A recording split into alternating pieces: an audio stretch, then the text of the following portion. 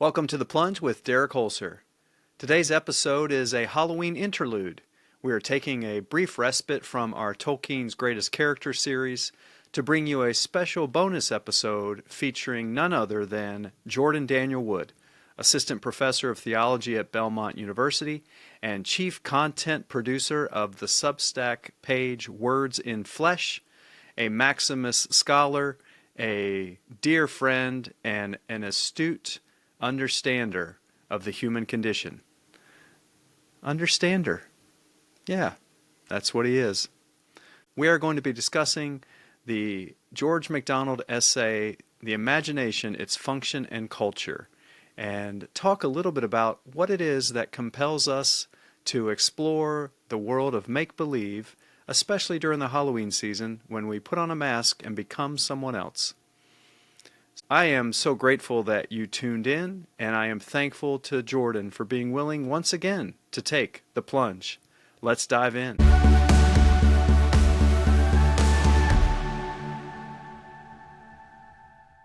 Jordan Daniel Wood, we're back.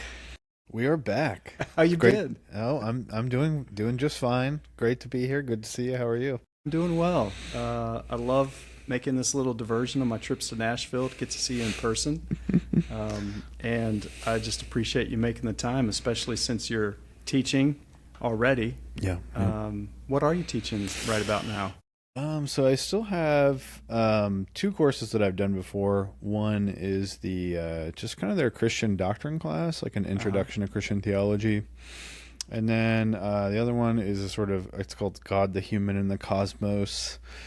It's a hodgepodge of things. It's sort of an experimental class, essentially. There's all kinds of things. Everything from ancient creation myths to, early Christian readings of Genesis to modern science stuff to poetry. I mean, it's all over the place. Wow. And so that one's still going. Those are repeat courses. And then one I got kind of stuck with, but happily, this semester was someone's on sabbatical, and so I'm teaching the course on the life and letters of Paul. Okay. So I've been teaching a class on Paul and sort of building that a little bit as I go because, new preps and whatnot. And also I kind of got a little, overly excited. And so I decided to translate the letters of Paul so that the students are working primarily off my translations, and kind of it helps me prepare essentially. So very nice. Well, yeah. I noticed you put out First Corinthians on Substack. Is that last week? Yeah, I think so. Recently. I think that's right. Yeah. And I immediately forwarded it to my wife, who is finishing her master's in theology with St. Stephen's University, and she's been taking an online course for credit that's covering the letters of Corinthians specifically. Wow, okay. With Douglas Campbell. Nice. And some other folks. Very nice. In the Open Table group. So very nice. Yeah. That's great. Yeah, I have we just finished in class today. We finished 2 Corinthians, so I'll be sending that one out here in the next week or two. Very fun. Mm-hmm. And on the God, Human, and the Cosmos course, what is your level of student in terms of their years into college? They're all juniors. Okay. It's a part of one of the core paths or the core courses. Technically, the course is called Ancient Wisdom for Contemporary Issues. That's like the kind of catch-all title. But then, effectively, it's sort of, because whenever you ask, okay, so what am I teaching? It's like, well, that's up to you, And so I essentially had to retitle the class because I was like, well, I kind of want to do this thing where, so God, the Human, and the Cosmos, of course, as we do with we've talked before about cosmic incarnation, and we'll talk a little bit about that today. But so I'm sort of starting with the theological perspective of they're all one in Christ. Mm-hmm. But I sort of pitched the class from the first few days saying, God, the Human, and the Cosmos are three. There are three elements that we're always triangulating. Even if you raise the question of God only to reject the existence of God or something like that, it still affects the way, explicitly or not, that you conceive the other two.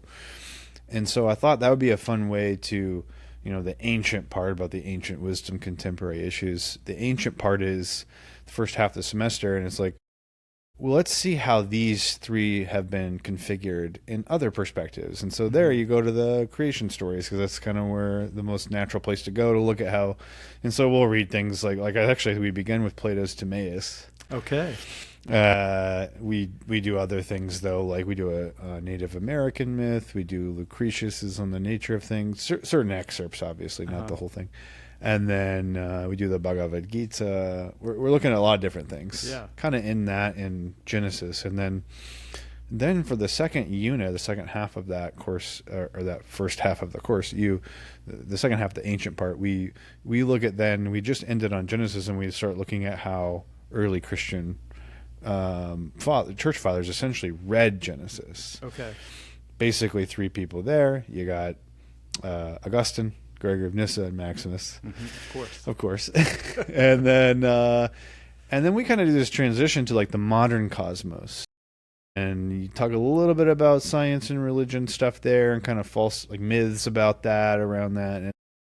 And I would say really the last half of the course is kind of like, it feels almost like a different thing, because we start with some scientists. I found this book that they wrote that they were trying to essentially make science, the scientific, like modern cosmology, in their own words, a new creation myth. Okay. Like a new origin story that unites everybody, but they want it to be based on science. So it's this weird thing where they're coming from the scientific side, but they're reaching, like they're sensing the religious or the sort of spiritual yearning in us, and they're trying to kind of bring those together from their side.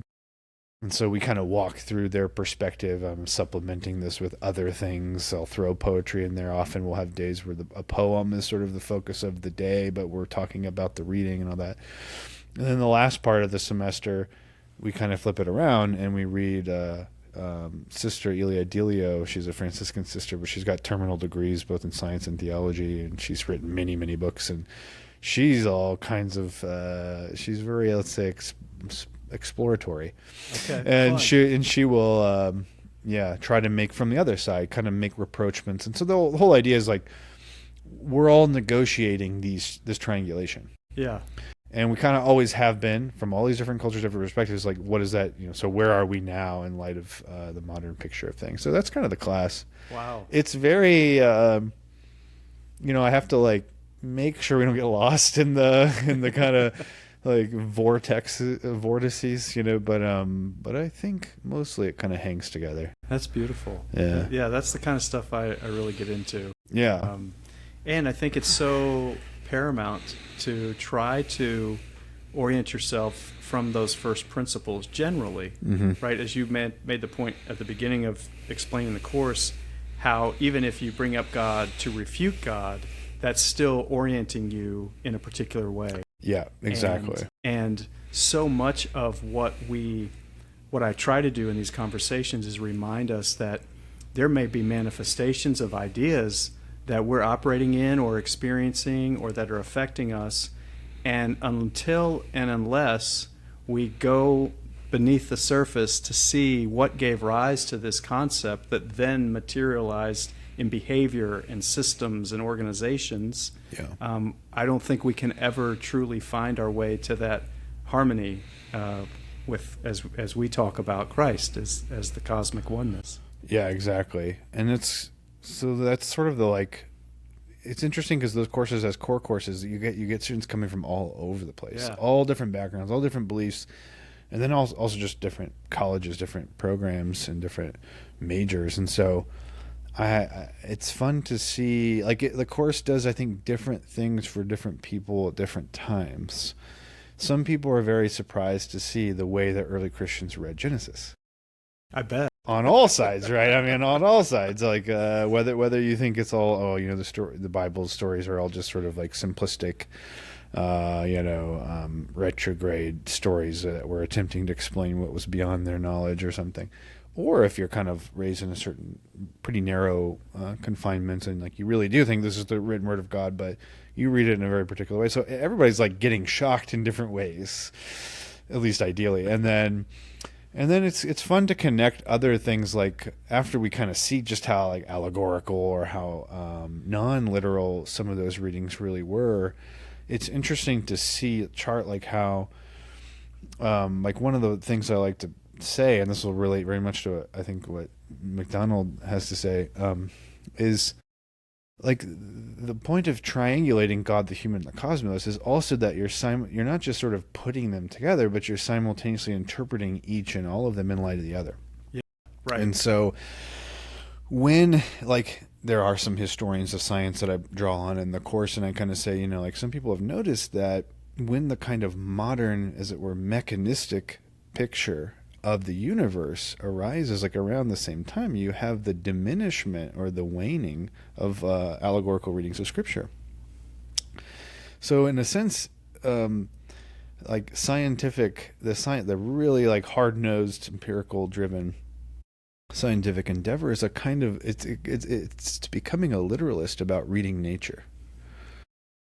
And of course, and at the same time, they're becoming literalists about reading the Bible, and for different reasons, and they all have different judgments, but they're kind of in that same mode.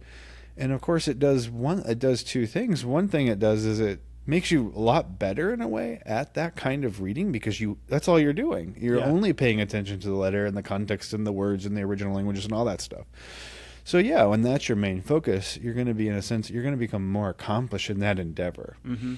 But at the same time, you're ignoring all other things. And so on the one hand, you're gaining knowledge and you're advancing in that particular domain. That's happening in natural science. Yeah. Certainly, I think it does happen in historical critical readings of the Bible, biblical studies. But simultaneously, you start to lose all these other dimensions and these other ways of readings and layers of reading. And so you're simultaneously gaining in one domain, but you're sort of ceding and losing ground in a lot of others. And so trying to like find ways to connect that. And like I just last week I sort of made the argument that in the kind of Galileo affair everyone goes to, if you really read what Galileo says, his theological defense of his scientific endeavor, which he has, for one thing, it's very traditional in a way. He's very much just making points that Augustine makes in his commentary on Genesis. Fascinating.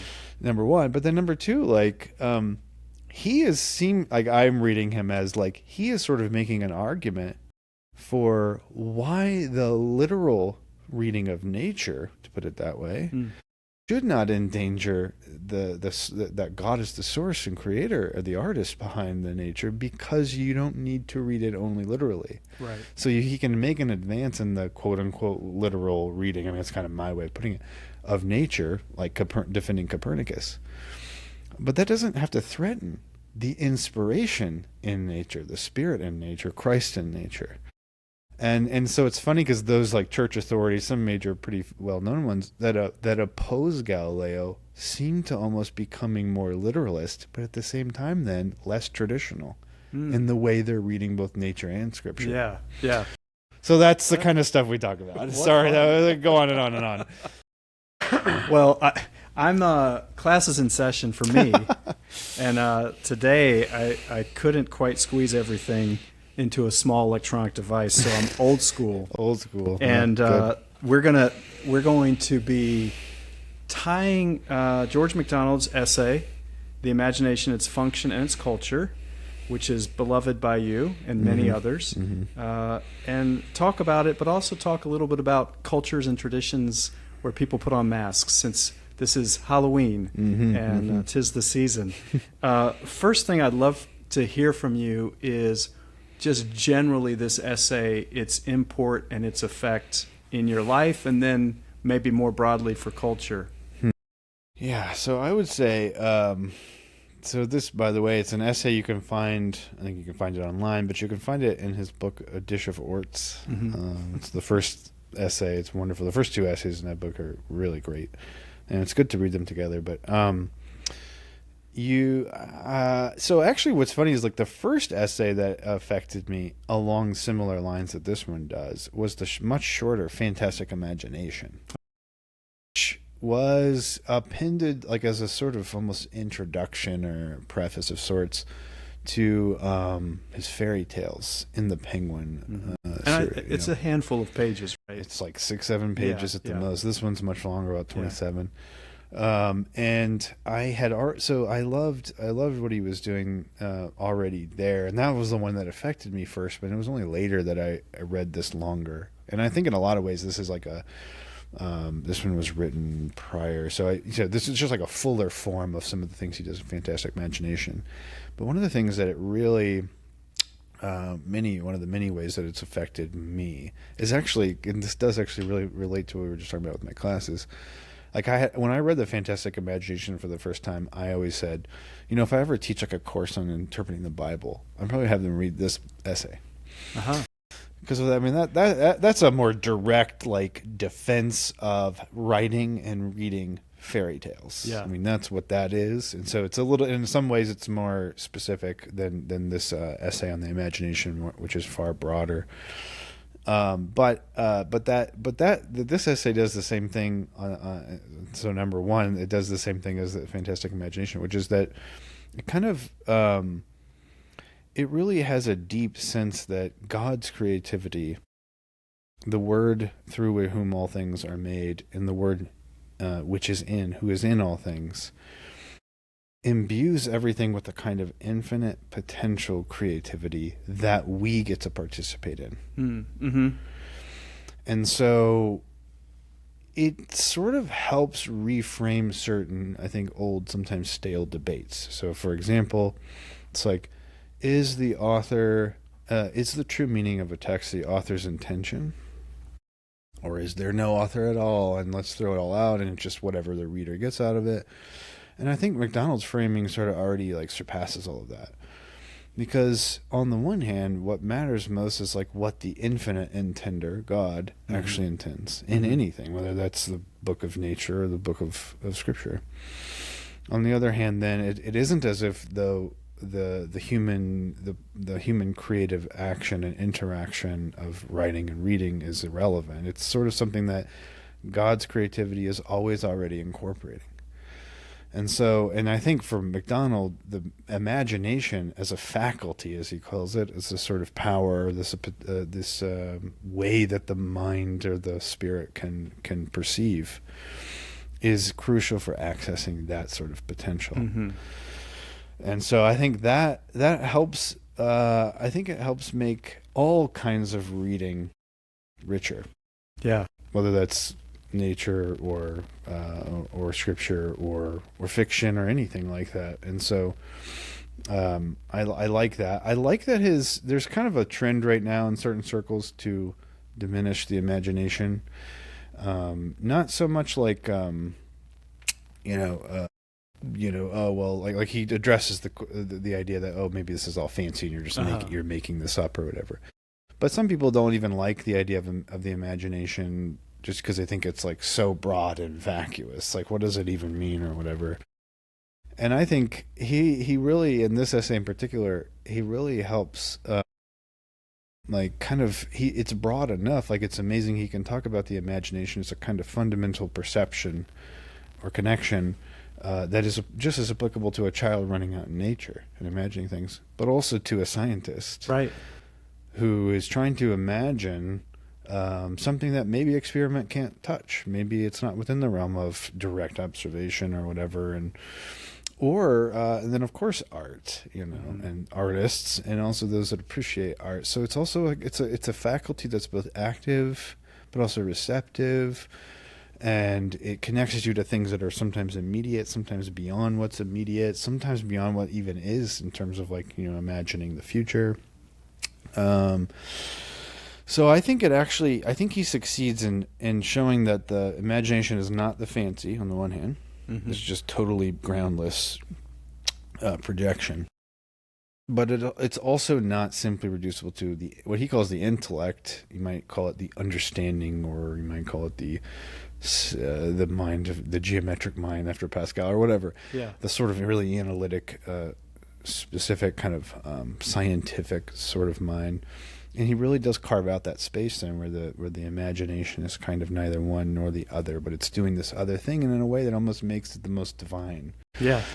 And so that That I think is super useful. I don't know. I mean, even just as a father now, raising kids. I mean, I love that the last third of it or so is on the culture, and by culture he means like education, formation. Mm-hmm. And so he'll even get into like, I mean, all the way down to like, hey, you should have the best looking piece of art. Yes. That you can, because this is already going to then set a standard by which you judge other things, and a child will have that in their mind, you know. Will. But I love the points that then he like it gets very practical. That's what's interesting. You know, again, an essay on imagination, you might not expect to get very practical, but it's like, hey, books are even better in a lot of ways. One, because they're cheaper, they're more accessible, and then maybe like a great piece of art that's super expensive. But also, the variety is already there. You don't have to worry about a narrowness. But then he gets more specific and says, like, well, but you can't just have them indiscriminately read. He kind of trashes the, like, whatever's new at the library thing. You know, like, this is he calls it, like, the most wasteful, whatever. Like, just perusing, you know. I mean, I think everyone knows there's a place for just perusing. But I think his point he's making is, you know, these sort of great authors and novels have withstood the test of time, and they have this kind of clout around them. I mean, there's a kind of natural sifting that can happen, and so, you know, exposing you to the most excellent imaginative performances enkindles within you the sense of imagination itself. Right. Kind of actualizes that potential, and so I don't know. It's kind of a remarkably expansive essay. Yeah. Yeah, and I like you just talked about sifting right through time, and as you were talking, I was thinking about the whole purpose of the imagination, and you used the words education, formation when you're talking about with your own children.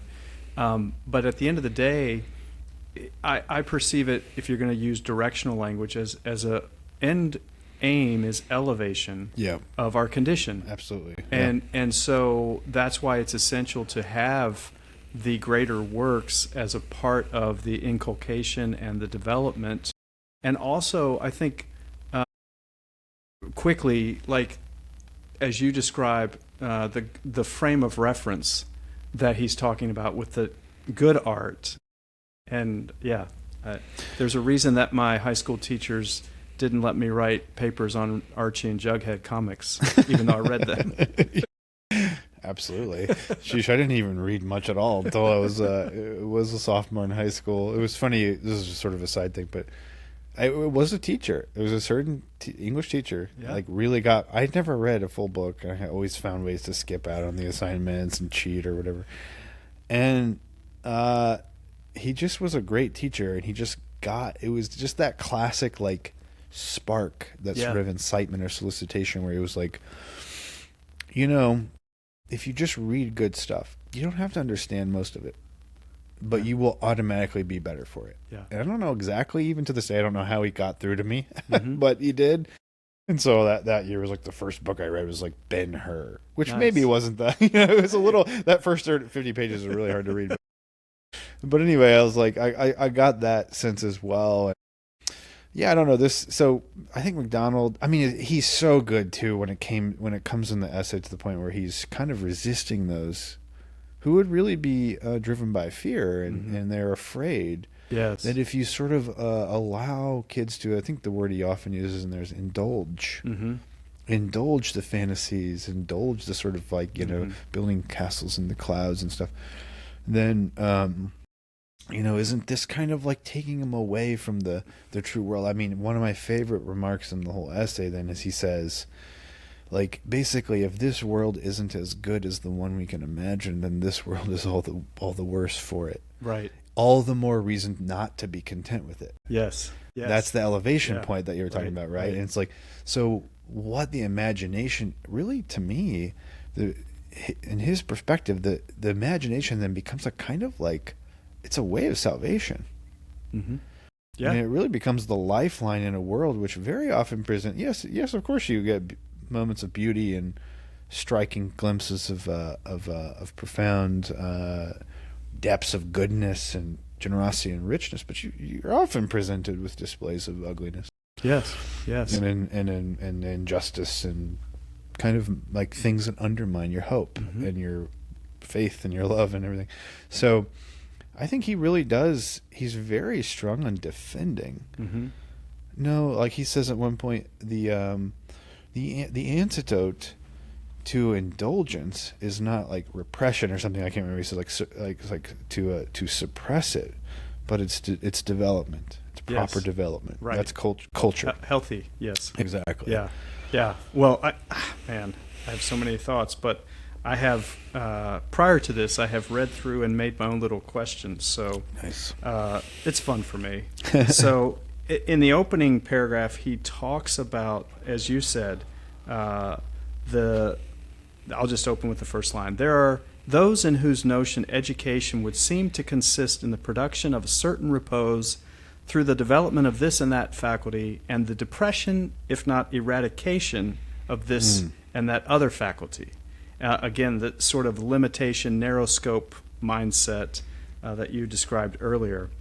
And he says, for repose is not the end of education. Its end is a noble unrest, an ever-renewed awakening from the dead, a ceaseless questioning of the past for the interpretation of the future, an urging on of the motions of life, which had better far be accelerated into fever than retarded into lethargy. Like that's exactly what you're describing. And my first question is, the pursuit of facts to the exclusion of fancy, MacDonald's passionate plea for this cultivation, perhaps elevation of the imagination, begins with an open assault on the singular nature of those educators who insist on reductionism and classification as the primary, perhaps only path to knowledge and understanding. Your thoughts, sir, as a professor? You are kind of baiting me on this Yes, because, you're welcome. I could now go off on student outcomes and all the quantification systems that we have. Of course. But that'll probably be a little boring just because it's so predictable. But look, I have to say that, it is the daily task, really, to me, of the educator, but also of the parent and just anybody that's in a position to. This is all going to sound in a way a little cliche, but I think it's probably for a good reason that it's become that, is there is just nothing like getting someone to see what you see, not just understand your report about what you're seeing. Yeah, that's a great thought. And that's, we've had past conversations, but that theme, and MacDonald, through his fairy tales, through all the novels, through some of his essays and sermons, all that stuff, is a huge theme, is that what you can see has a lot to do with what's within you.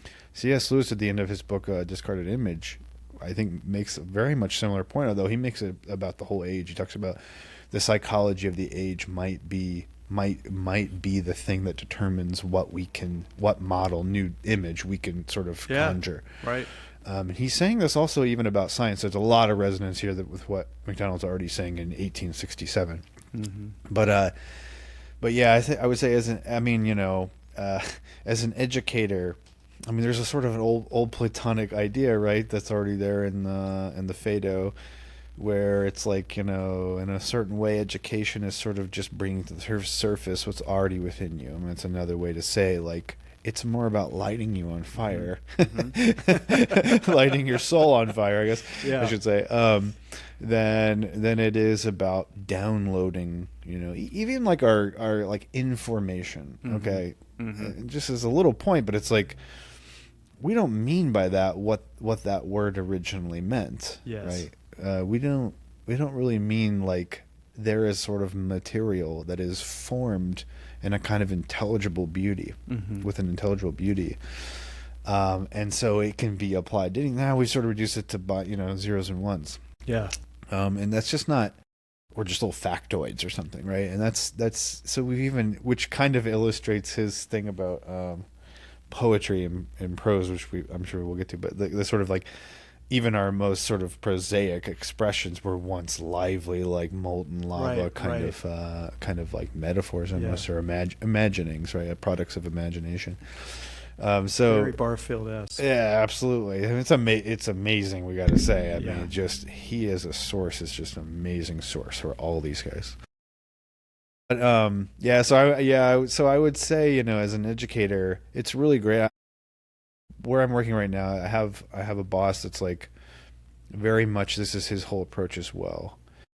Far less interested in what's your lesson plan, or like tick the boxes, numbers and I mean, this is a person who I think would probably do away with grades if he could, this sort of thing.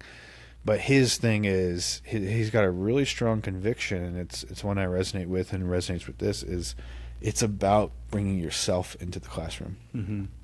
And by self, we mean all of your curiosity, all of your wonder, mm-hmm. all of your joy. Yeah.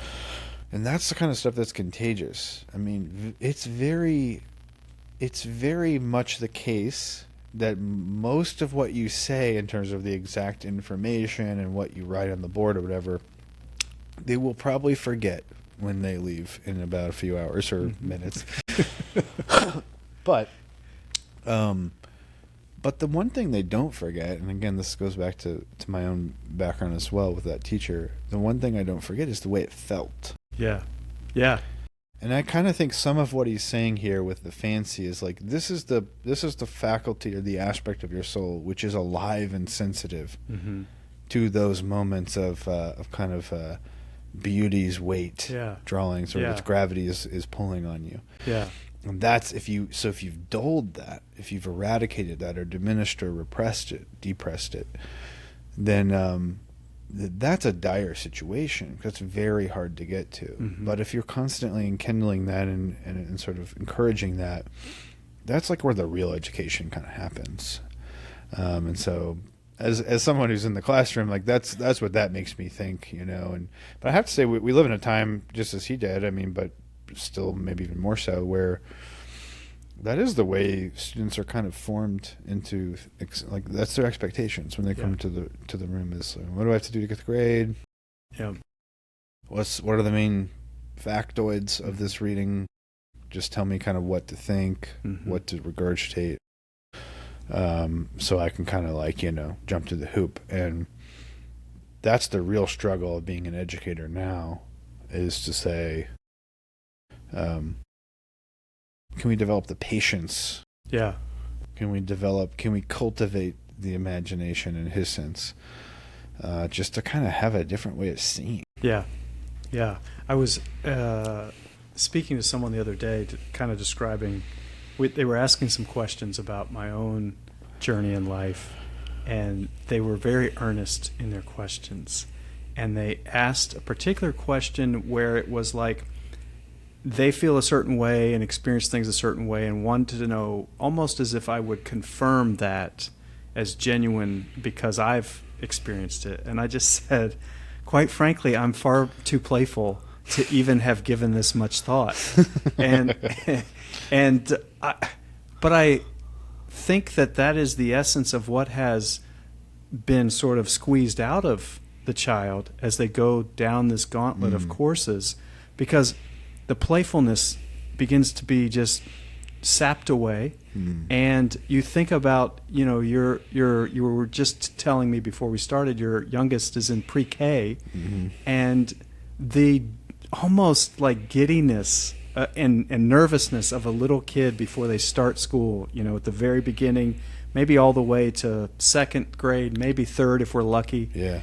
And soon enough, like, it's just dread. Yes. To go into the box, and that really breaks my heart. Yeah. And anyway, that playfulness, I want to try to dovetail into the next question, and that is on the imagination and making a likeness as we are in Halloween. The imagination that's necessary to participate in Halloween, and how readily most of the culture does it. And looks forward to it, and particularly adults, it seems. And I'm just curious if you have any thoughts psychologically, philosophically, on the putting on a mask and imagining yourself as someone else, or at least not being yourself, that freedom that generates, what is happening there? Yeah. Here are a few thoughts. I mean, one is, so two things come to mind. One is just a kind of quick observation, The word empathy means to suffer or experience in another, as opposed to sympathy, which is I experience and suffer with you, simultaneous with you. So sympathy is sort of like, we are both having the same experience and maybe reaction to the same thing at the same time. Yeah. But empathy, and this is like, I call her Saint Edith Stein, but Edith Stein, as a philosopher, she wrote one of her first big books called The Problem of Empathy. But she goes all different directions. But like she makes this point that, and to put it in MacDonald's terms, I would say, you almost need a cultivated imagination, or one on the way to cultivation, in order to be empathetic, because it requires you to imagine what it's like to be that person. So the play of masks, the ability to say I'm a pirate or I'm a whatever, there's a kind of like, he makes the point, and MacDonald makes the point in the essay that he has that moment at the end where he does turn more pragmatic, and he says, just as if you want strong muscles, he doesn't say go to the gym. He says you should eat like sort of hearty food and like row a boat, but food and exercise. And I think at the very least, even if you're really thoughtless and not all that creative or anything, just putting on a mask and having to act like it even for a little bit, it's like flexing that muscle, the faculty of the imagination. Right. So there's that point. And I think that, as with the muscle, then you can use it for other ends. Yeah. And maybe as you develop and are cultivated, or the child is developed and cultivates that capacity, maybe that will be the muscle, as it were, that they flex of the soul, which then enables them. I mean, MacDonald makes that point too. Like, that is maybe how you can imagine how you might help your neighbor. So it is, in that sense, a faculty, like a muscle of the soul that needs to be exercised. And so any instance of exercising it in that sense is at least good on that level. Yeah, because it's strengthening its capacity. Yeah. And so I think already there I'm a fan. But then the other point I would say is I feel myself referencing this a lot, but it's a book that really had a lot of impact on me at a time when I didn't yet have kids. But Rowan Williams, I think I referenced this last time, right? Like his little book Lost Icons. It's kind of like a lesser known book of his, but he makes this point in there I've never forgotten, and I try to keep it in mind as a parent, where he says, one of the ways you could basically define or describe childhood is that time is that phase of development where you can try on different identities, but you don't have to suffer the consequences that you would were you that identity as an adult. Yeah. Gotcha. And the job of the parent is to kind of create those conditions. Yeah. So it's a sort of safe zone to play. In that sense, that deep sense of like, you're sort of you don't have it would be wrong for you to suffer the full consequences of trying or acting like, or of being a pirate who is wanted for stealing doubloons. Yes, right. Or a train rob or a bank robber or a train. Yeah, I mean, all that stuff is like, there's something just kind of like I would almost term it like God's providence over us allows for this as well, but analogously, like the parent is sort of providentially, or sort of, as it were, creating a holy space for creativity. Yeah, for play, and that's, I have to say, like, that can be easily dismissed. Right, is kind of and I think he knows this. I mean, I get the sense with MacDonald both in this and then also in the Fantastic Imagination, where it's like, I think he really gets like, if there's very few things that bother George MacDonald, it seems to me, like, that comes through, but this is one of them. Like when somebody unduly and too swiftly makes light of play in the wrong sense, like they think it's childish, not just childlike. They demean it. They think it's some sort of mark of deficiency or unseriousness. Yes. And there's a way in which it could be, of course. He calls that fancy most of the time.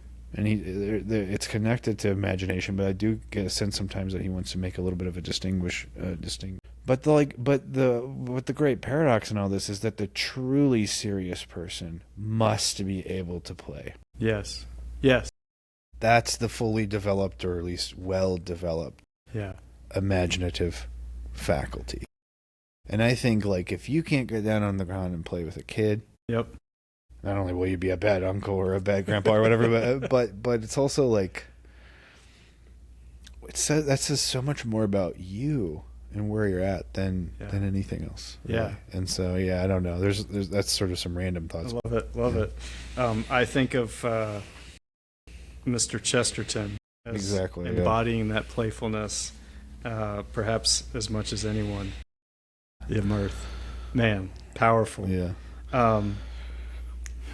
Where should I go now? Okay. Let's see here. Question. This is a few pages in, and so I'm gonna read a little excerpt. Okay. Mm-hmm. And if it be to man what creation is to God, we must expect to find it operative in every sphere of human activity. Such is indeed the fact, and that to a far greater extent than is commonly supposed. The sovereignty of the imagination, for instance, over the region of poetry will hardly in the present day at least be questioned. But not everyone is prepared to be told that the imagination has had nearly as much to do with the making of our language as with Macbeth or Paradise Lost. The half of our language is the work of the imagination. Mm-hmm. And he talks about this sort of unveiling and coming forth from almost primordial. And I'm curious about this line that he says, let a man become aware of some new movement within him. Loneliness comes with it, for he would share his mind with his friend, and he cannot. He is shut up in speechlessness. Thus he may live, a man forbid, weary 7 nights, 9 times 9, or the first moment of his perplexity may be that of his release. And my question from all of that is, how does pain and consternation work to unlock and elevate use of the imagination? So it makes us, let me put it this way, it makes us usefully frustrated so that we're even aware there's something beyond to access. Mm-hmm. I mean, let's just put it in a different way, but in an analogous point. Origin of Alexandria, just throw them in there. Of course, we got to get all the greatest hits in here. Famously, somewhat today, I guess, somewhat controversially, but for me, it seems pretty obvious that he says that the Holy Spirit, one of the things it means for the Holy Spirit to inspire the written word of God, is that he has, as it were, laced or planted scandals, obstacles, skandalas, obstacles in Greek. Okay. That's where we get scandal from. It's sort of something that makes you stumble. Yeah. So this is kind of what I'm like. It's the perplexity. It's the consternation. Right? It's the aporia, which means you're kind of at a loss. You're at a but you're not actually at a loss, because knowing that you're at a loss is a gain. Like that very resistance is itself a perception. Awareness. It's a perception, exactly, that awareness. And Origen makes this point, and I think people can kind of glide over it, but I think it's a very profound point on the same level as what we're reading here, which is, sort of part of the pedagogy of God revealing God's self through God's own work is to anticipate and even create the conditions for your consternation, precisely so that you don't get too content with the merely bodily. Mm-hmm. And that's the way Origen would say that, because like if the body of Scripture were perfect, you would feel no discontentment, which would drive you any further. Right. You would miss its spirit. Yeah. And so those obstacles, those scandals are there to trip you up intentionally, but that's actually a solicitation. It's trying to call to your soul to go beyond the thing. So its own failure becomes its own success. Mm-hmm. Yeah. I think, maybe Maximus has something for this. As Origen says, the Holy Spirit has sort of set up the landmines, if I can borrow that term. Although, that might be appropriate, because what it is doing is shaking you away from the old form, disrupting in a perhaps explosive way, right, that reshapes your direction. Mm-hmm. How? I don't know. This is not a question I contemplated. Like, how do you reconcile these concepts with sovereignty, free will, and the goodness of God? And maybe it's just a matter of our perception. Well, I mean, like, on one level, you know this as a parent, like, and this is kind of a truism, but it's like, if you made the conditions of your child's life such that they never experience discontentment, Mm-hmm. that would actually be a disservice. Yeah. And so the mere kind of the sort of stumbling blocks that are there, and the things that we resist, and the things that cause us to trip up and cause us to be vexed and perplexed and have consternation, they're frustrating on that level, but they're also kind of, as it were, they are signs of attentiveness to us and to our development. Mm-hmm. I mean, it really is one of these things where it's like, on the level, like, theologically, like, God, I think God will do anything to complete us. Mm-hmm. And so he's okay if that means we are perplexed. Some people might need to be perplexed seriously for years. Yeah. But what is a handful of years of perplexity next to sort of the absolute clarity of eternity? Right. And so, like, I think there's that part. Now, I don't think that shouldn't be like a panacea. I'm not saying it's like it's always obvious how to apply it, because there have also been real damage and harm has been done in the name of things that, I might be sitting here calling, oh, well, those are stumbling blocks planted by the Holy Spirit. It's like, well, it would have been nice if they came with a sign that said stumbling block, you know what I mean? Because now the way people are taking it or whatever. And so I get that, and I don't, so there's no abstract or generally satisfying answer to all of that, just like there isn't for anything that's really wrong or a disfigurement of the world. But nevertheless, I think it's that God can completely, in his sovereignty, completely and totally anticipate not only what we need to develop, but what we need to develop out of our failure to develop. Yeah. Yeah. Or our mutation. Yeah. Yeah. So that's a super complex, and only in God's wisdom can he really both anticipate, initiate, and correct, and all of this is kind of all at once. Uh-huh. Or in a single instance of of divine speaking and organization and insight. And so that ends up, being calibrated or sort of fitted for the exact persons and so that, by the way, the next essay in the dish of orts is a sketch of individual development, and I think that's not totally haphazard. Yeah. He's pretty intentional with what he's putting out there in the world. And as we're being stretched, I want to go back to the Halloween example.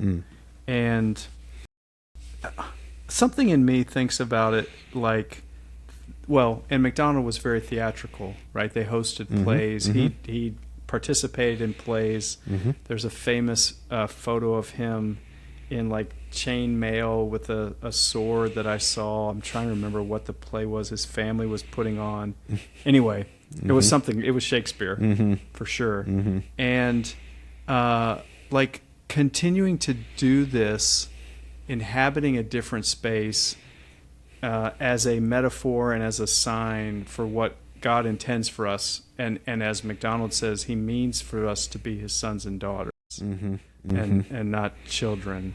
And I'm curious if there's anything you could think of like that people could do practically to rehearse that faculty and to cultivate it. So many people I know in the faith world generally, be it Christian or other, have rituals, have meaningful practices that are necessary. I'm not disputing that. But so much, at least, of the culture that you and I I think we're exposed to, was very just intellectually driven to a space of the head and a relay of information and a regurgitation of doctrine or statements, independent of the freedom to imagine Jesus, the freedom to. So anyway, that's yeah. Well, there's a few things that come to mind. I do want to begin with there's a kind of interesting note from my perspective now, because on the one hand, the background that you have where it was steered a certain kind of narrow way, and there's a lot of fear behind that, and a lot of like, oh, don't read that, it's got magic or whatever. But I'm gonna have a yeah, absolutely. Grab a Harry Potter Hershey Kids. There you go. Right. Yeah, as my kids and I are currently reading Harry Potter out loud together. Excellent. But and I do the voice of Hagrid and everything. But it's not very good. But maybe we could get you. Yeah. Do the. But what's interesting? One of the things I love about this essay too, and I maybe should have said this earlier, but it relates to this question is. It's funny if you read like in the Philokalia, the sort of tradition of the Eastern Christian spirituality that it became more famous 16th, 17th, 18th century, but it's a kind of compendium. Maximus, it's when 5 would that have been?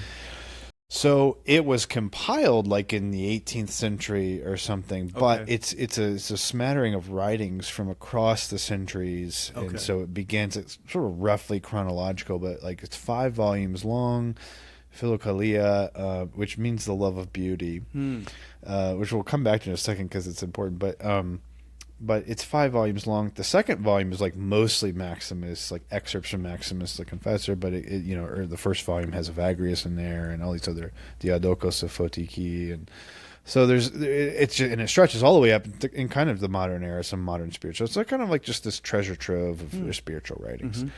Philokalia. But what's interesting is that, or like the Desert Fathers, like they often talk about imagination, fantasia, but they're talking about it like they do have a sense in which they don't think it's totally evil. I don't believe that that's the right way to read them. They think it's inevitable, in kind of the way MacDonald does. Like it's a faculty. It's always working in a way, even if you're not very conscientious about it or attentive to how it works. But there's a kind of, you can get the sense of like, there's a kind of, not the same fear we're talking about, but like there's a sense of like, be very careful, because it's so easy to imagine something that is not true, good, right, or real. And like this is sort of like the way in of deception. It has to deceive you, so it must present false appearance, Okay. And so, but even in the Philokalia, I have found moments where there's the kind of reverse recognition, though. That's not enough to simply kind of try not to steer your imagination to the wrong things and sort of be sort of cautious and hesitant. But there is a sense in which the imagination also needs to be positively cultivated. And I think MacDonald is just so good on this. In this essay where it's like the imagination is always at work, and so B, you may as well cultivate it to work well. Yeah. And that's the antidote, right? It's not this kind of suppression or depression thing. But I think then when it comes to like practical kind of ways to exercise that, I mean, it's hard to beat some of his recommendations, but I would say like, I don't know. There's a variety of. I mean, I don't know. I mean, I almost want to ask you what you would say, because I kind of think like it's hard for me to like generalize about what kind of gets you in those moments where you really imagine. For me, it's certain songs, it's certain poems, it's certain novels. Sometimes it's I think like being willing to not understand something right away, or certain movies or something, like what happened there, but rewatching them. I don't know. What would you say? I mean, what do you have like things that you found that are? Yeah. And I didn't ask so that I could tell you mine. Oh no, I'm genuinely curious. So. Yeah. I often talk to inanimate things. And animate, wild animals. Right. I'm nothing like St. Francis, but that I would, where I live happens to be a very wooded area, small town, near the water. So there's an abundance of natural beauty and activity. Birds, bald eagles, otters, seals. So much is going on. And as I write, during the day, I kind of follow the pattern of Stephen King with writing and then going for a long walk and coming back and reflecting and maybe writing more. Because the walks, as you know, activate something.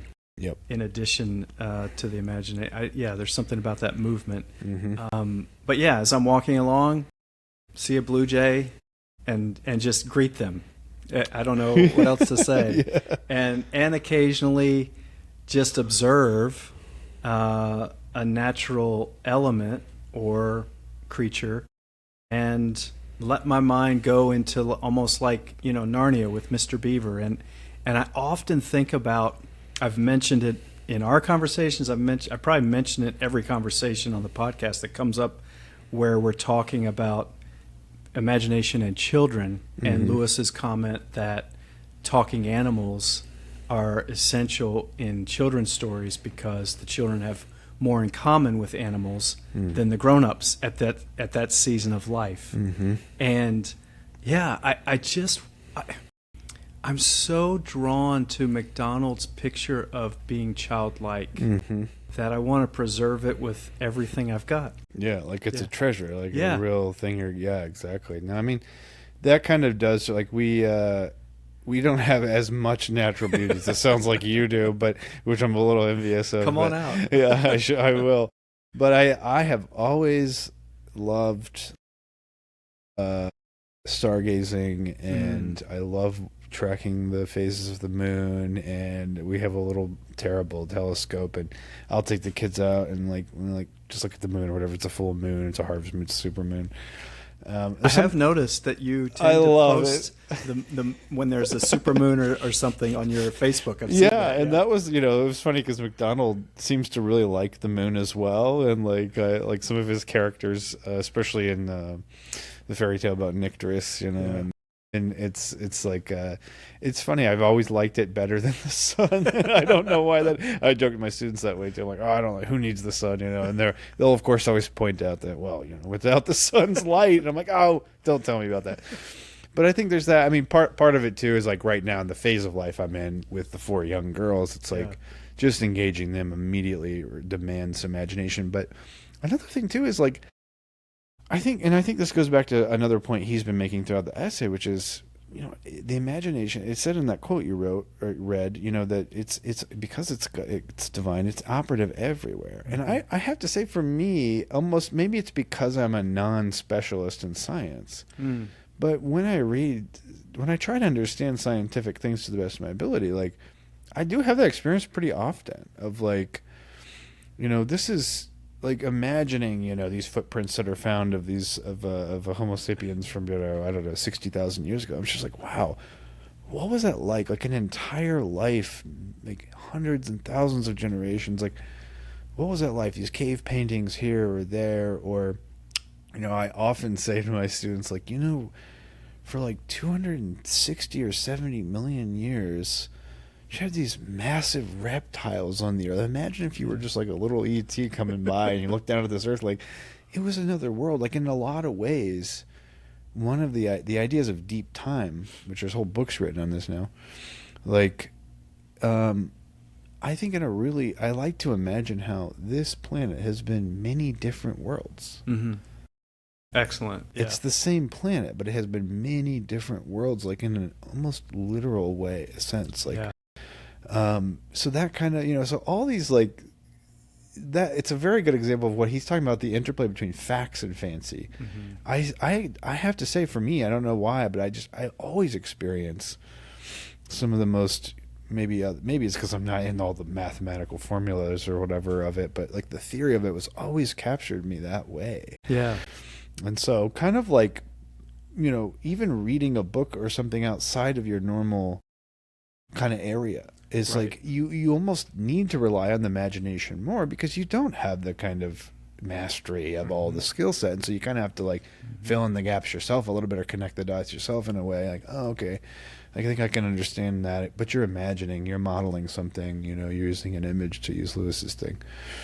And so there's that. I mean, I have started just finding people that I respect their like taste and fiction, and just I have this list going that's like, just tell me who to read and I'll read it. It's like my nighttime, my like sort of bedside list. Nice. And I just have like this little pile. And so I don't know, there's many things you can do. Yeah. Boy, fiction is so essential there. Yep. I love that you said interplay with your children demands your imagination. Yes. And I have to ask, does interplay with God demand our imagination? Absolutely. I mean, one of my favorite verses is Ephesians 3:14, which says, "To him who is able to do more than we can ask or imagine." Yes. Immeasurably more, I think it says, than we can ask or imagine. And like that description of God is, I think, one of the most, maybe there's no perfect one, but that's close. It would be great if more people actually believed that. Yeah. And it's funny because the church I grew up in, they had the Ephesians 3:14 like on the cornerstone of the building or something. And I looked up one day and I was just like, wow, that really became a kind of guiding light in a lot of areas of my life, where it was like, it's not just that God is beyond your knowledge. It's that God, that's a kind of negative way to think, like, oh, well, whatever I think, he's more. Yeah. Or there's sort of like a whole domain of sort of that to me may as well be a black box or sort of a dark, hollowed out, and he talks about this in the essay, but like the light of our knowledge is a small little globe in this otherwise hollowed out, massive dark. It's not just that, though, because the fact that God can and does do more than we can ask or imagine is a positive claim, that you must then try to imagine more than you're currently imagining in order to even have a hope to glimpse that. And so I think it does demand that, but it doesn't just demand it because of how high and how amazing, but exactly along the lines of the kids, but also because of how low. Yes. How low God, how childlike, I should say, God really is. Like, there's a sort of simplicity that in our kind of supposed maturation, it's hard for us to think that way. Yeah. And that's why I do think interacting with children, or you write children's stories, I mean, that's like you, it's amazing to think like you cannot connect with a child without being able to think about what they might be hearing or seeing. Yeah. But that's an imagination. That's an act of the imagination. Right. Which means then that God could never connect with us without God being able to quote unquote imagine, then ultimately that leads to his actual embodiment in the incarnation. But that's so God is, I'm almost tempted to say he's almost only ever interacting with us through the imagination. I mean, I almost want to say that. I would accept that. Goodness, this goes so fast every time, Jordan. I'm just rambling. Okay, another excerpt and question. Yes. Man is not divided when the manifestations of his life are distinguished. The intellect is all in every part. There were no imagination without intellect, however much it may appear that intellect can exist without imagination. What we mean to insist upon is that in finding out the works of God, the intellect must labor, workmanlike, under the direction of the architect, imagination. And I am curious if perhaps all of this could be boiled down to a misunderstanding in modern times about the intellect and the imagination. As he describes it, the intellect has to labor under the direction of the imagination. And it seems to be what we mean when we use the word imagination today is make-believe stuff. Right. And so do we fail to appreciate how active it is for those who invent and innovate and the scientists of our times? I mean, absolutely. This is, I tell the students in that class we were talking about earlier, like, Einstein. Yeah. his theory, first of all, if you read like some of the anecdotes about like very often he would sort of meander in his own mind. I mean, like one major insight he had came from like he saw some guy, I think like a window washer on a skyscraper, and he's like, well, what happens if sort of he were to fall? What if there was no earth? Then what would happen? And like these are all acts of the imagination. Mm-hmm. No, they're not like some great. They're not like a Lord of the Rings scale world you're imagining. It's not, but that doesn't make it less an act of the imagination. Yeah. So even just thought experiments or literally images. I mean, the image is. I mean, this is the thing about an image. This is why I do like the sort of the old Greek terms like the phantasms or the fantasia, which is related to what we mean by fantasy, like fantasy literature. An image is not just like a figure. It's not just a schema. Okay. That's like a geometrical figure. Schema is another Greek word that often, but not only, meant something a little bit more like the figure in dimensions. Mm-hmm. Like the blueprint. Exactly, like a blueprint, and it's very like physical dimensions. It's like this is how it's extended. Here's the planes and so on.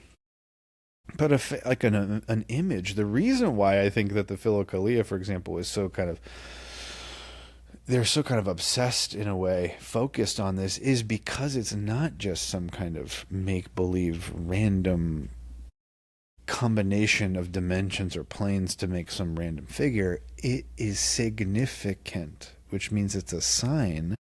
The figure, what's being figured, is a kind of meaning. Mm-hmm.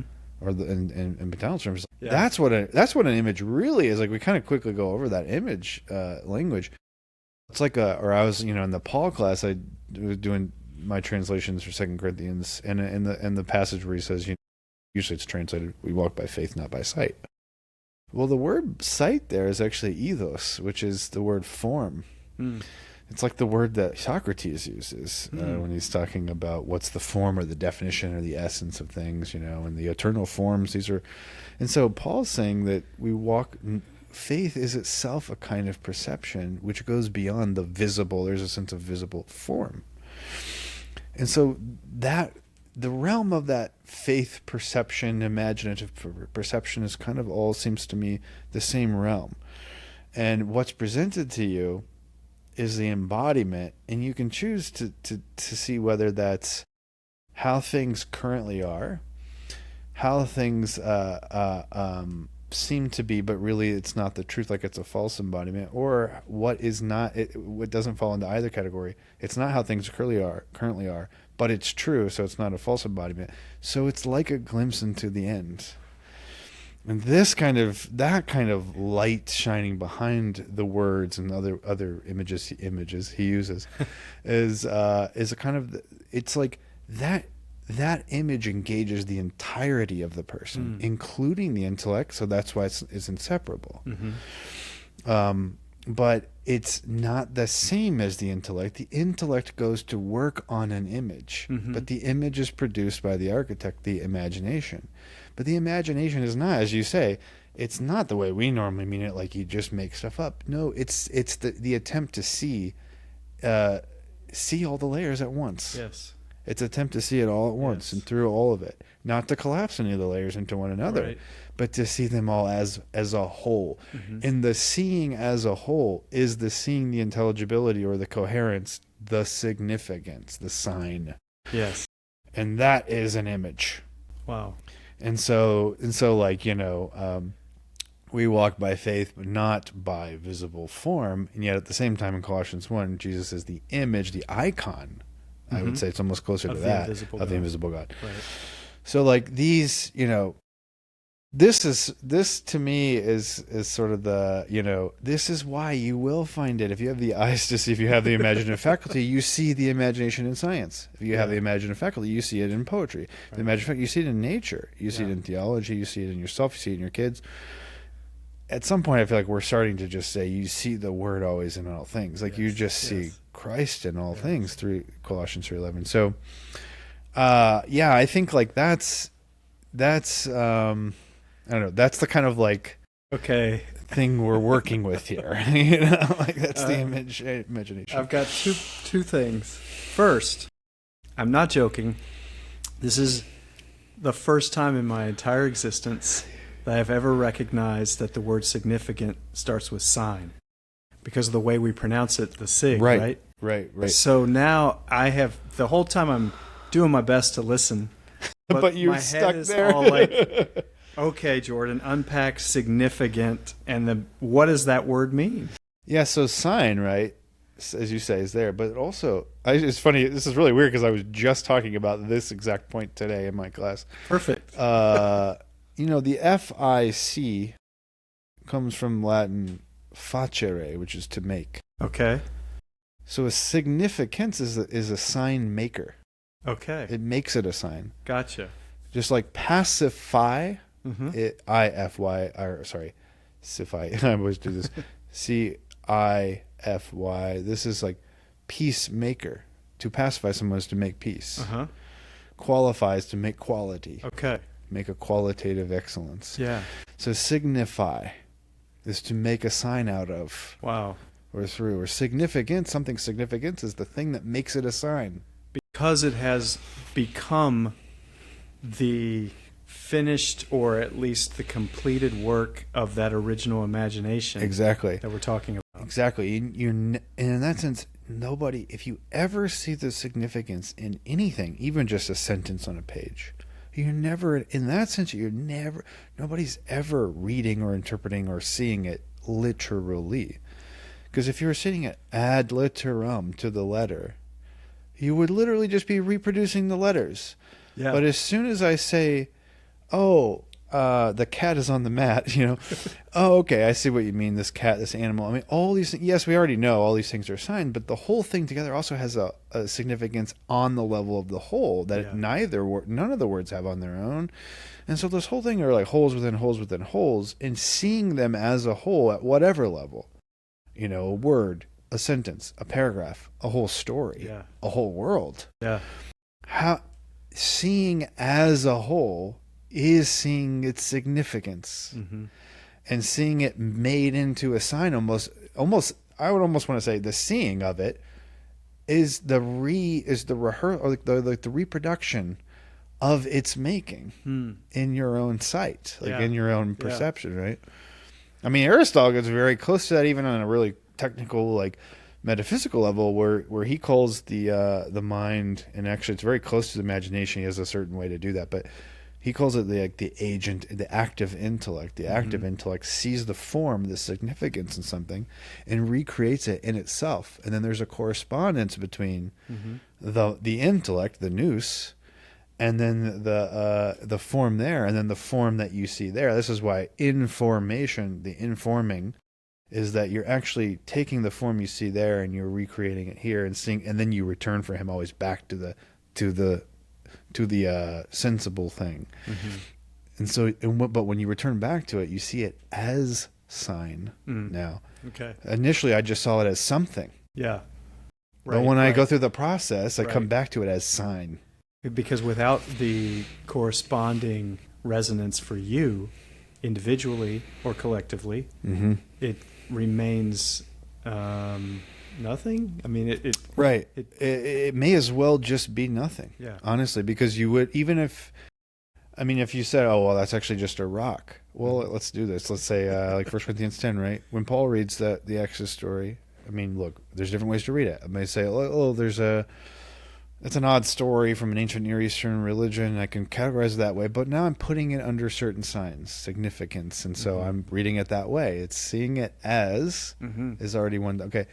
Or you could say, wow, that's an amazing miracle God did in history with this guy named Moses. That's reading it a certain way. Or you can read it with Paul. He says, oh, well, the rock was Christ. Yeah. Now he's seeing the rock as. Yeah.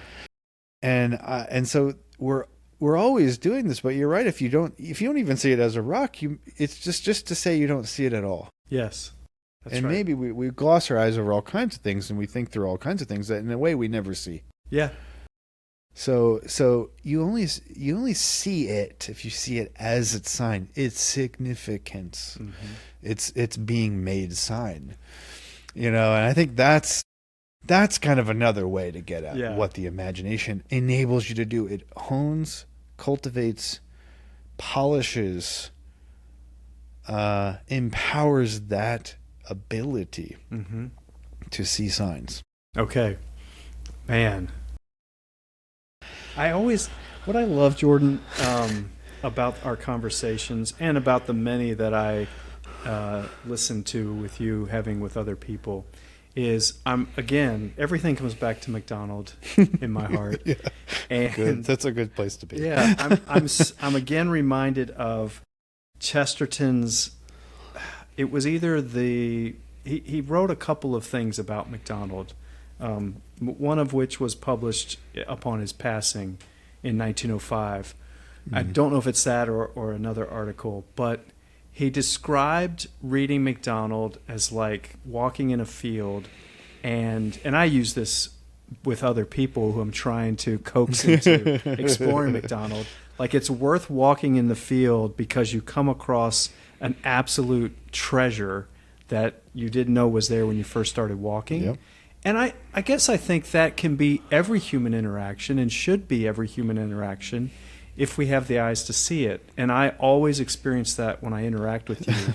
And it's also a lovely walk in the field along the way. Like, it's not like, when are we going to get to this treasure, Jordan? It's legitimately treasures along the way. But then, at least for me personally today, this unpacking of sign and significance has been very moving. Oh, good. So thank you. Thank you. No, Yeah. That's very nice for you to say. And so I'd like to land this conversation with two questions. The first being, back to your point about Christ as the image of the invisible God, Mm-hmm.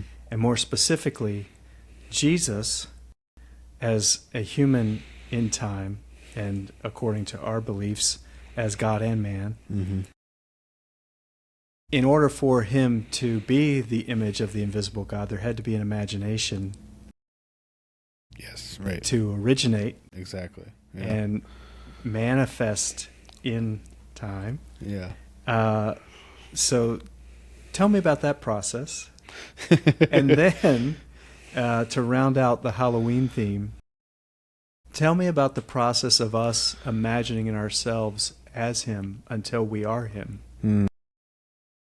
Is that fair? Yeah, it's good. As to the first, I want to say just this right off, and we'll see where this leads. I would say God's imagination is the eternal generation of the Son. Oh, that's awesome. Say that again? God's imagination is the eternal generation of the Son. Yeah. Why? Well, it's because, of course, when God imagines, there's nothing there to imagine but himself. And so whatever his, and yet if it's a true imagining or something that at least resembles what we would mean by an act of imagination, and it is an act, I mean, even in traditional theology throughout all Christian history, it's called an act of origination. And so on the one hand, it would be an utterly peculiar act, this act which is in a sense first because it's always. And it would have to be an act that on the one hand actually is a sign, right? And a making of a sign in a sense, of like the significance discussion, the image as the whole intelligibility, you might call it the logos, whole logic. It would have to therefore there has to be a sign, but the sign has to be of himself. Otherwise, it's some other thing that's sort of lesser. It's a byproduct. It's a smaller creation. It's a pale imitation. But the claim in the Trinity is that the Father's generation of the Son doesn't just, it's not just an act that is like, oh, now the Father has something to know. It's the thing that he has to know is himself as the other. That is to say, the Son is the sign of the Father. Mm-hmm. He makes the Son makes God the Father signified. Yeah. He's the sign maker in that sense, but what he's a sign of is not something other than himself. So now we're starting to mix with the Trinitarian, and by the way, I would say the Spirit is the one. It's not just that connects the two, the one who's perceiving and the one who's perceived, the sign maker and the sign, but it connects the two as being one. Yeah. Like, in other words, it's really not accidental, by the way, that this is kind of the structure of our own self-consciousness. Mm-hmm. I can signify myself to myself, and it's me, myself, doing it all. Wow. Right. So the thing that is very puzzling to scientists, to neuroscientists, to phenomenologists, to anthropologists is self-consciousness, not just life or organic life, not just consciousness, but self-consciousness. This is like the thing that philosophy has been obsessed with forever. And in a way, in the modern era, we've turned to it in a way that wasn't even as explicit as I would argue in most of pre-modern philosophy, although it's not absent.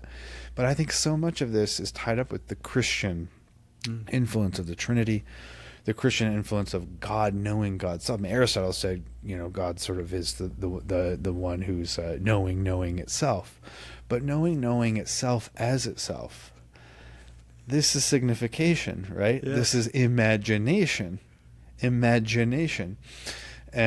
I would say that I would say that God's imagination just is the act of is generating the Son in the Spirit. That is to say, in the perceiving the Son he generated as his own sign, the sign of himself.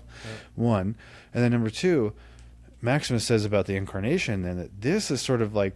This is why it's not at all impossible and not a barrier that in his life as a human being, as a creature, and this is a direct quote from Maximus now, he became a symbol of himself. Yeah. It's another act of imagination. But it's also, right, the same act as the eternal Trinity. This is why the Son is Jesus. Yes. And there, right. Is it fair to say that he is a sign not just for us, but also for himself? Yeah, he knows himself, knowing himself in himself. Yeah. And in fact, I would say this is the ultimate way, if we're going to get really just throw all the way to the deep water. I mean, this is my inkling anyway. I can't say I could just unfold the whole system, but I would say that's the way God relates to his own act of creating the world. Meister Eckhart says, he loves this verse in the Psalm which says, you have spoken and I have heard two words. Or it might actually be, you have said one word. I think it's something like that. You've said one word, but I hear two things. And he interprets that very creatively as God says one thing, the word of God, the Son, but he hears two things. The word of God in his divinity and the word of God in his humanity, which is to say the world. So the two things are really just the two natures of Christ. And he knows this because his imagination is infinite, right? So it can go in all directions all at the same time while remaining one. And so him knowing himself, I mean, again, Paul says in 1 Corinthians 1 and 2, he makes the direct comparison with our own self-knowledge, self-consciousness. He says, no one knows the things of a human being except that human being's own spirit. But we have the Spirit of God who knows the depths of divinity. Well, if you believe the Spirit is divine, and the Spirit is knowing the depths of divinity, who is in Christ, then basically what faith is, and it's very much linked to imagination, and MacDonald says that too, faith is already sort of the first dawning of God's self-knowing, God's self-imagination, God's imagination in you. That is faith.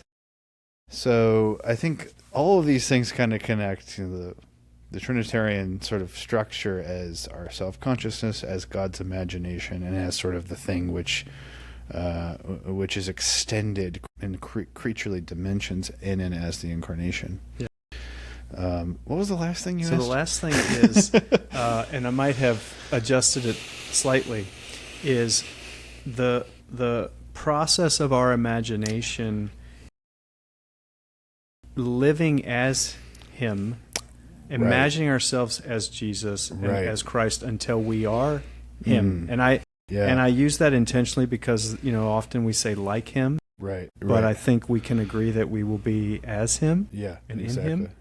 And I'm curious about that experientially. Like, as I think about it, there was a time in college where we did this book called In His Steps, which is a story about everybody in this town kind of committing to behave like Christ.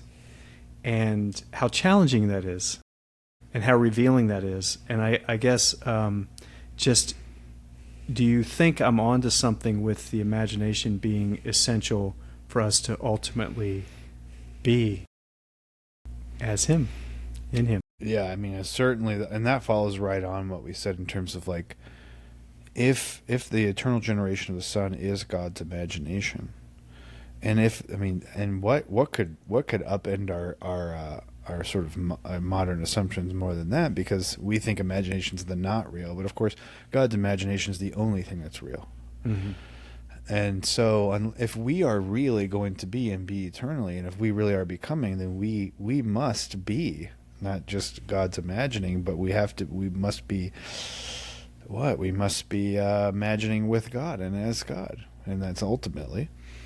And so it is not, earlier we said that it's like MacDonald seems to really talk about the imagination almost as if it's the link to salvation, it's sort of this lifeline. Well, kind of here we see why, because it is the only way to access the actual life that God is, because he doesn't have a life that's outside of imagination. We think we escape to imagination to escape life, but of course, what we're really doing, if we're imagining well, is we're actually sort of waking up. This is another theme in MacDonald. We're waking up from a slumber that we've mislabeled life. Yeah. In order to see true life for at least a little bit. So we're not escaping from life, we're escaping to it. Yes. That's what the imagination really is, right? And so I think there's no other way. And, I like that he's so attentive, even to the point where he doesn't, he says, like, look, this exact phrase, he says, in this life, few in this life can say exactly what they feel. Mm-hmm. And maybe a little bit more can understand those that can say that exactly what they feel. But the one thing we all have to do is feel. Yes.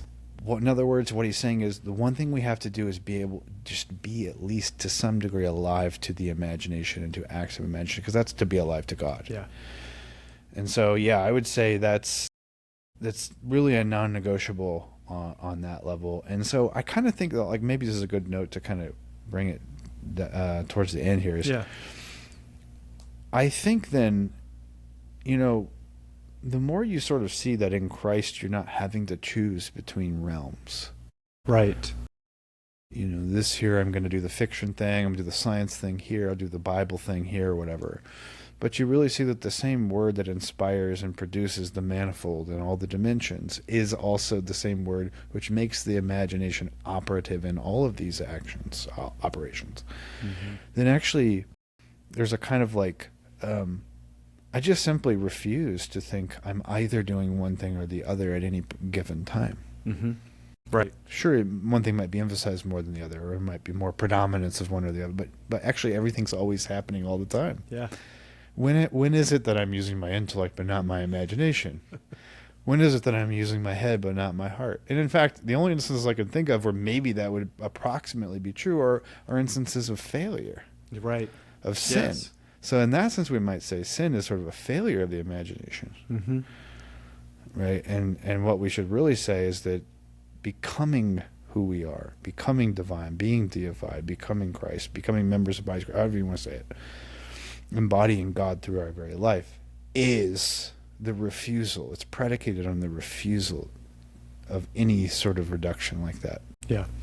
And so we need to kind of embrace all of that. Love it. Yeah. Let's imagine better. Yeah, exactly. Thank you so much. Yeah, thank you.